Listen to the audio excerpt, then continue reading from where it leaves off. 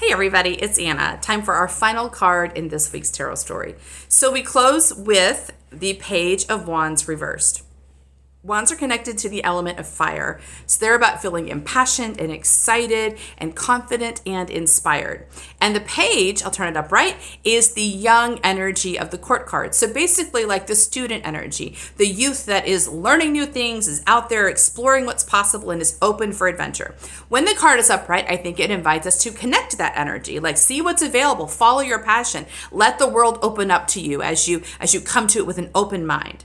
When the card is reversed, especially in connection with the other cards in this tarot story, I would say it's an invitation to leave behind the page energy and start moving more definitely and intentionally into the knight energy. The knight is the court card that's about action taking. So we don't want to spend any more time learning or theorizing. We want to actually start moving in the world. I think this is a really important step to take because there's something quite different about learning about something, being a student of something, and beginning to claim your mastery. As you move in the world, you learn more and more about your energy and about who you are, and you get more confident that you know how to actually do things in the world. It's one thing to read about driving a car. It's another thing to get behind the wheel, right? And the only way to gain mastery is to leave behind the book and get behind the wheel of the car.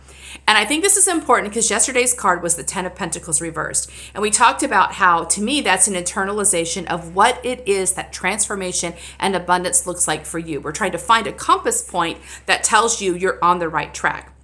And unless you're a linear intuitives can often find like a particular concrete goal they're trying to get to. Like, I want to make $1 million. I want this job. So that's a concrete goal. And if you have that as your compass point, then you know you can easily fix it. If you're wandering in one direction, you can fix it. If you're not a linear intuitive, if you're a mind or a heart intuitive, then you have to ask what's the feeling that I'm trying to accomplish. I may not know the concrete outcome of what I'm doing, but I do know how it feels. And so now we're asking, what is it I'm here to create or to manifest? Is it joy? Is it peace? Is it exhilaration? Is it freedom? Whatever it is, you want to become very comfortable and very aware of what the energetic quality is that is going to be your moral compass or your energetic compass, your spiritual compass as you're creating your path, right?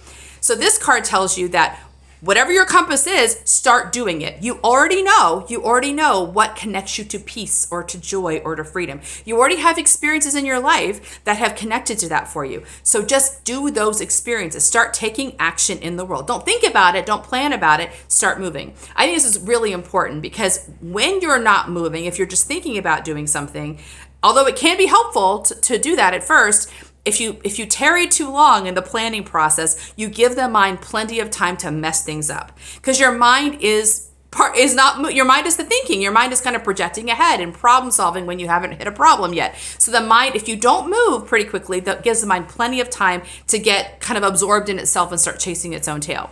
When you are in motion, the mind has very little opportunity to do that. The mind is going to be with you because it's exploring new things and having new experiences and trying to integrate these experiences. So a lot of times people will come to me and say that they don't know what their intuition is saying. They're trying to get in touch with their intuition.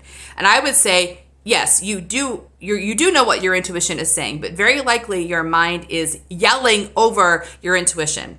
And that can be, there's a couple ways to solve that, but one of them is to get the mind to stop yelling and to help it realize that it doesn't know how to lead you because it's not the leadership principle in your spiritual path. The intuition is, and the mind needs to calm down and quiet down until it gets its lead from the intuition. So part of it is we want the mind to understand that's the way things work. But secondly, even if the mind does understand that that's what's supposed to happen, if you don't move very much, the mind is still, and it can get bored and restless, and it will start creating problems for you. On the other hand, if you're out there in the world doing stuff, following your passion, the mind is much more engaged, able to stay engaged and be a good partner. So when you feel inspired to do something, don't spend a lot of time thinking about it, studying about it, imagining it like this page. You don't have to get any more information.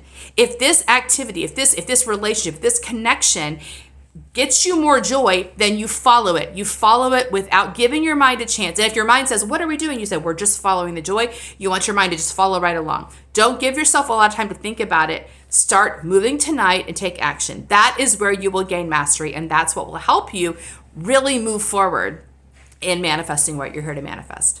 It's our final card. See you next time. Bye.